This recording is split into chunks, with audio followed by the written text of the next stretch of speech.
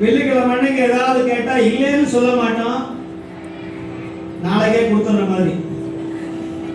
எப்ப கேட்டாலும் இல்லைன்னு சொல்ல போறோம். ஆனா மணிவாசகர் ஆகாது ஆகாது ஆகாதுன்னே சொல்றார். ஏன் ஆகாது அப்படின்னா, சிவபெருமான் இல்லாத காரியம் எந்த காரியமும் ஆகாது. ஒரு மிக்சி வாங்குறீங்களா, அது முதல்ல ஜூஸை போட்டு சுவாமிக்கு போய் நைவேத்தியம் பண்ணி குடிச்சிங்கன்னா மிக்சி ரிப்பேர் இல்லாமல் ஓடும். அப்படியே நீங்கள் செஞ்சு பார்க்கணும். புதுசா கிரைண்டர் வாங்குறீங்களா, 4 இட்லியை சுட்டு 4 துறவிக்கு 4 பேருக்கு இட்லியை தானமா கொடுத்து பாருங்க, கிரைண்டர்ல பிரச்சனையே வராது. இட்லியை சாப்பிட்டா விற்காது, மல்லிகை மாதிரி இருக்கும். வீட்டுக்காரர் சொல்லுவார், மதுரை மல்லிகை மாதிரி இட்லி, குஷ்பு இட்லி மாதிரி சாப்பிட்டா நேற்று வரைக்கும் எடுத்து அடிச்சோம்னா கல் மாதிரி இருக்கும். என்ன சிவபெருமானுக்காக படைக்கப்பட்டார். அடியாருடைய கோவணத்தை துவச்சியே முக்தி அடைந்தார் திருக்குறிப்பு தொண்ட நாயனார் என்கிற ஒரு மன்னர். கோயில போனா சுவாமி வஸ்திரத்தை துவச்சு கொடுக்கணும். ஐயா நான் துவச்சுட்டேன், எங்க சுவாமி அப்பா கட்டின வஸ்திரம் அல்லவா, தொடர்ந்துக்கே புண்ணியம் பண்ணிருக்க. கோயில போய் சாக்கடை அழகும். எனக்கு தெரிஞ்ச ஒரு அன்பருக்கு சொரியாசிஸ், அப்படி மீன் செதில் மாதிரி அப்படியே கொட்டுச்சு, பாம்பு சட்ட மாதிரி இருந்தது. நான் உண்மையை சொல்றேன், அதை சொல்லல, நான் பேர் சொல்ல விரும்பல. நிறைய அர்த்தம் பண்ணியிருக்காங்க சுவாமி, நிறைய அர்த்தம். எங்கேயும் பெரிய பணக்காரர், பெரிய மில் ஓனர், அவர் மில் ஓனர் ஈரோட்ல. பெரிய பெரிய வைத்தியம்லாம் பார்த்தார், லட்சக்கணக்கில் வைத்தியம் பார்த்தார். கடைசியில வைத்தீஸ்வரன் கோயில போய் சாமியை கும்பிட்டார். அப்பையும் அவருக்கு அதுக்கு வினை கழிக்கல. உடனே கேட்டார், என்ன செய்யறது? ஒண்ணும் பண்ணாத, மாதத்துல ஒரு நாள் உழவார பணி செய், கோயில போய் குப்பை அள்ளு. சிவாலயத்தை போய் தொடர்ந்து 6 மாத காலம் ஒவ்வொரு கோயிலா போய் காலையில இவரே சாப்பாடு எடுத்துக்கிட்டு குடும்பத்தோட போய் குப்பை அள்ளுனார்.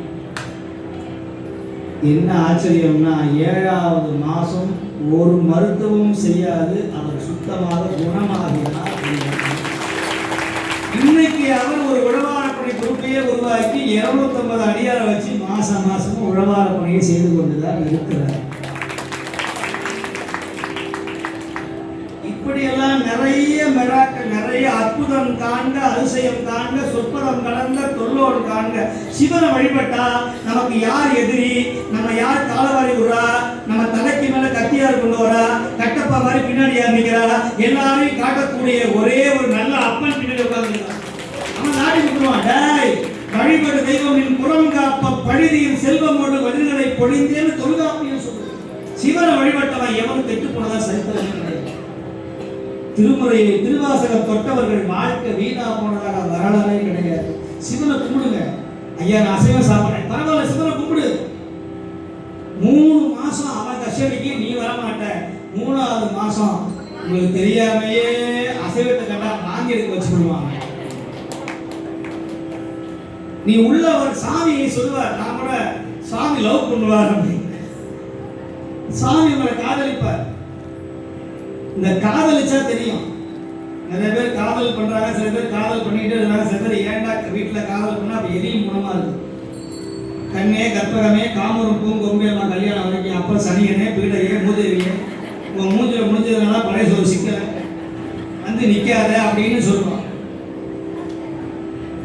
இப்போ சுவாமி உங்களை எல்லாரும் விரும்புவாராம். எப்படி தெரியுமா? இந்த காதலனும் காதலையும் முதல்ல என்ன பண்ணுவா, இந்த பையன் தான் இந்த பொண்ணை பின்னாடி அலையுமா, ஸ்கூல் பின்னாடி காலேஜ் பின்னாடி போய் அலையுமா பைக்ல.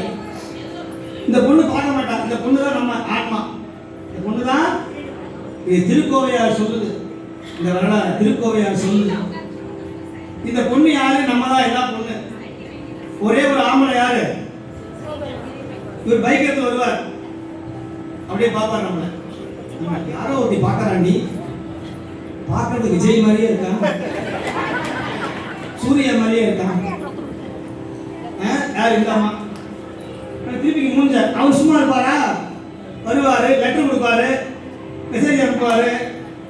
இந்த அம்மா என்ன பண்ணுது? இப்ப இந்த அம்மாவை குடிக்கிற வரைக்கும் இவர் விட மாட்டார். யாரு? நம்ம தலைவர் காதலிக்கிறவன். நீ இல்லாம நான் இல்லை, நீ பாதி நான் பாதி, நான் தற்கொலை பண்ணிக்கிறேன், கையை அறுத்துக்கிறேன். நீ நான் வாழ மாட்டேன். இந்த பொண்ணு என்ன பண்ண, யார் நம்ம, சரி போனா போகுது அப்படின்னு இந்த ஓகே சொல்ற வரைக்கும் இந்த பொண்ணு சொல்றதெல்லாம் அவன் கேட்பான். நீ அங்க வா, இங்க வா, இதெல்லாம் பண்ணு, சரிவா பண்றமா. இப்ப இந்த அம்மா ஒரு நாள் திடீர்னு ரோஜா பூ கொடுத்து நான் உன்னை காதலிக்கிறேன், ஐ லவ் யூ சொல்லிவிடுவோம். யாரு, நம்ம சொல்லிவிடுவோம், அடியார் ஆயிடுவோம். இப்ப அடுத்த நிமிஷம் இவரு இது பண்ண ஆரம்பிச்சிருவாரு. யாரு, யார் கூட பேசிட்டு இருக்க, யாரு, நீங்க சரண்டர் ஆயிட்டீங்கன்னா நீ யார் கூட பேசிட்டு இருக்க, பிசி பிசின்னு வருது. இத்தனை மணிக்கு எங்க போன, யாரு, உடனே அந்த அம்மா அடிமையாயிரும். ஐயோ இல்லைங்க இல்லைங்க. இப்ப இந்த நிலைமை தான். நீங்க உள்ள வர வரைக்கும் அவன் உங்களை பின்னாடியே வருவா. நீங்க உள்ள வந்துட்டீங்கன்னா அவன் பின்னாடி உங்களை சுத்த வச்சிருவான். என்னப்பா நல்லவா இருந்தாய் வல்லவா, அவன் கண்டுக்க மாட்டான். இப்ப தெரியுதா, காதலனும் இது நான் சொல்லல, மணிவாசகர் சொல்லுகிறார். மணிவாசகர் சொல்லுகிறார், ஆனந்த வெள்ளத்தை அழுந்துவோர் ஆளுயிர் ஈருயிர் கொண்டு முதல்ல சாமி உங்களை தேடி வருவான். நீங்க அவன் பின்னாடி, அவன் அந்த தலைவன் பின்னாடி இந்த தலைவியாகிய ஆன்மா சேர்ந்த பிறகு தலைவன் எங்கேயோ போயிடுவான். தலைவி அவன் நினைச்சுக்கிட்டு சாப்பிடாம, ஐயோ தலைவனை காணமே, போன மச்சான் திரும்பி வரலையே, என்ன பார்க்கலையேன்னு தலைவி ஏங்கி ஏங்கி தவிப்பாங்க. இதுதான் ஆன்மாவுக்கும் பதிக்கும் இருக்கிற ஒரு பெரிய தொடர்பு. இந்த பசுவையும் பதியையும் சேர விடாம தடுக்கிறது எதுனா பந்த பாசம் என்கிற பாசம் நம்மை தடுக்கிறது. புரிஞ்சுதா? 2.5 வருஷம் படிக்கிற சித்தாந்தத்தை நான் 2.5 வருஷம் சொல்லி முடிச்சுட்டேன். இதுதான் சித்தாந்தம், வேற ஒண்ணும் கிடையாது. 36 தத்துவம், கண்ணு, காது, மூக்கு, வாய், இந்த உடம்பு.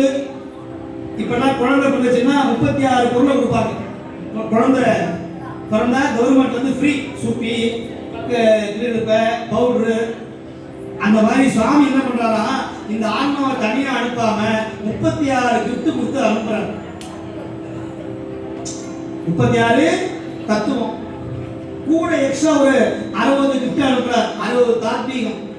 இதெல்லாம் இல்லைன்னா பேச முடியாது, மலம் போக முடியாது, சலம் போகாது, சாப்பிட்ட சாப்பாடு செரிக்காது, தூக்கம் வராது, யார் ஆண் யார் பெண்ணுன்னு தெரியாது. எவ்வளவு பிரச்சனை. இத்தனையும் கொடுத்தவன் யாருன்னா அம்பலத்தில் ஆடுகிற எல்லா வல்ல அப்பன் கைலாயநாதன். அவனை கேட்கறான், உனக்கு கண்ணு இருக்கா, காது இருக்கா, மூக்கு இருக்கா, என்ன கஷ்டப்பட வைக்கிறியேன்னு கேட்கறான். இது நியாயமா? அவன் கேட்பான், இத்தனையும் நான் தராம விட்டா நீ கேஸ் ஆஃப் பண்ணியா ஆஃப் பண்ணியான்னு தெரியாது. இந்த மூக்கை மட்டும் கொஞ்சம் மாத்தி வச்சிருந்தான்னு வச்சுக்கோங்க. நீங்க ஏன் மூக்கை வைக்கணும்? கொண்டு போற புளிசோறு பழைய சோறா, ஊசி போன சோறான்னு எது கண்டுபிடிக்கும்? இந்த மூக்கு மட்டும் இங்க இல்லைன்னா மூக்கை மட்டும் இங்க வச்சு பாருங்க, இது பழைய ஊசி போனதா, நாத்த இங்க கொண்டு போய் காமிக்கணும். இங்க பாத்துக்க, அப்புறம் சாப்பிடுவோம். இந்த இட்லி எடுத்து போய், தோசை எடுத்து போய் இங்க காமிச்சு இப்படி சாப்பிடணும். பாருங்க, சிரமப்படாம சாப்பிடுறதுக்காக சாமி எங்க வச்சாரு பாருங்க, நுகர்வு சக்திய இங்க வச்சு வாய்க்கு கொண்டு போகும்போது தெரியுது. சொல்றது புரியுதா இல்லையா? நீங்க 2 நாள் புளிச்சு போன ஒரு பழைய சோறையோ ஒரு கூடையோ எடுத்து கொண்டு போன என்ன பண்ணுது? இந்த மூக்கை மட்டும் மாத்தி வச்சா நிலைமை என்ன ஆகும்? ஃபுட் பாய்சன் ஆகி எல்லாரும் வாயில முறை வந்து. இதுக்கே நன்றி சொல்லணும். யாருக்கு சொல்லணும்? மூக்கே நீ முறையா. எங்க முறையுது? ஞாயிற்றுக்கிழமையான தோசைகள் அப்படி போட்டு வருத்தாங்கன்னா மூக்கே நீ முறையா. எங்க சாம்பிராணி எங்க நுகருது? எங்க கண்ணு எங்க பார்க்குது? என்னதான் திருமுறையை சொன்னாலும் வேடிக்கை பார்க்குது. யாரோ ஒரு புதுசா உட்கார்ந்துருக்கிறாரு, யாரா இருக்கணும்? இவர் யாரா இருக்கு? இந்த கும்பல யாரா இருப்பா? பரவாயில்ல, பிரமாதமா கட்டிருக்கிறாரு. நான் சொல்ற ஒண்ணு மண்ணில ஏறாது.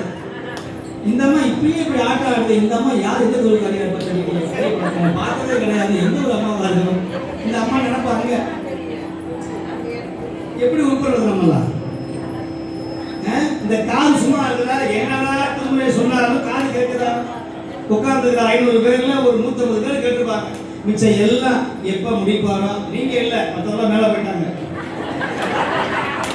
சில பேர் சாப்பிட்டு அப்படியே ஓரமா வந்து உட்காரலாமா வேணாமா, அப்படியே இடத்த காலி பண்றாங்க. ஒன்னொன்னா அப்படியே சாயங்காலம் சோறு போடுவாங்கடி வாங்கடி போவான்னு கிளம்பி.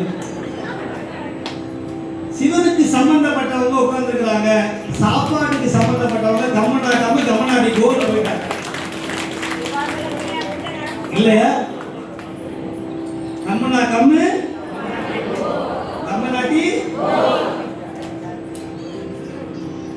வெறும் சோத்துக்காக அலைகிறவங்க. நித்தம் தினம் சோறு தேடி இந்த உடம்புக்கு நம்ம பைசார் ஹோட்டல்ல போய் நல்லா பைசார் ஹோட்டல்ல போய் தங்க தாம்பாளத்துல விலை உயர்ந்த சாப்பாடு அப்படியே எடுத்து ஒரு உருண்டையை எடுத்து நம்ம வாயில போட்டு ஒரு 2 நிமிஷம் வச்சு திரும்பி கக்கி மேல சாப்பிட முடியுமா? 10,000 ரூபாய் தரேன் பெட்டு. நல்ல அருமையான அக்கறை வடிசல் சக்கரை பொங்கலை எடுத்து நல்ல வாயில போட்டு 2 நிமிஷம் திரும்பி கக்கணும். கக்கி நீங்களே சாப்பிடணும். முடியுமா? உங்க எச்ச தானே, உங்க வாய் தானே, ஏன் முடியாது? இதுதான் நம்முடைய உடம்போட தன்மை. ஆனா இந்த உடம்புல குற்றம் இருக்கிற இந்த உடம்புல அங்கிங்கெனாதபடி எங்கும் பிரகாசமாக உள்ளே வந்து அமர்ந்து இருக்கிறான் எல்லாம் வல்ல நம்முடைய சொக்கன், எல்லாம் வல்ல அப்பன், கைலாயநாதன், ஆரூர் பெருமான். அவனுக்கு நன்றி சொல்ல வேண்டாமா? நன்றி சொல்ல வேண்டாமா? உங்க குடும்பத்தில் இருக்கிற எல்லா பிரச்சனையும் தீர்த்து வைப்பார்.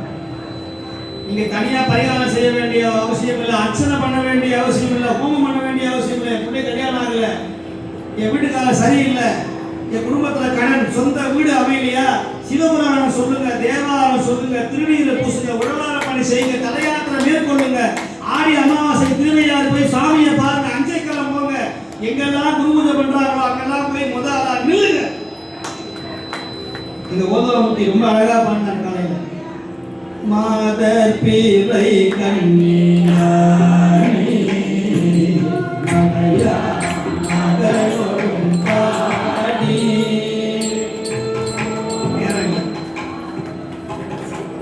போதொடு நீர் சுமந்தேத்தி முகாரவற்றின் முருகே யாரும் சுவடு படாமல் அடியாரடைந்த போது காதல் மடக்கிடியோடு கண்டீர் பிரபு மன கண்டே கண்டே நவத்திரு பாதம் கண்டறியாதன கண்டே கண்டே நவத்திரு பாதம் கண்டறியாதன கண்டே. போய் சேரணும். இன்னைக்கு நிறைய பேர் பாடுறாங்க, 4 பேர் தான் உட்காந்து கேட்கறான். ஆனா இன்னைக்கு பாருங்க, புரியாதவங்க கேட்கறாங்க தேவாரம். உங்களை பாட வைக்கணும். இதுதான் தேவாரத்தை கொண்டு போய் சேர்க்கணும். நாங்களா பாடி பிரயோஜனம் இல்லை. மாதர் மட பிடியும் மட அன்னமும் மல்லதோ நடை கூட்டை நடை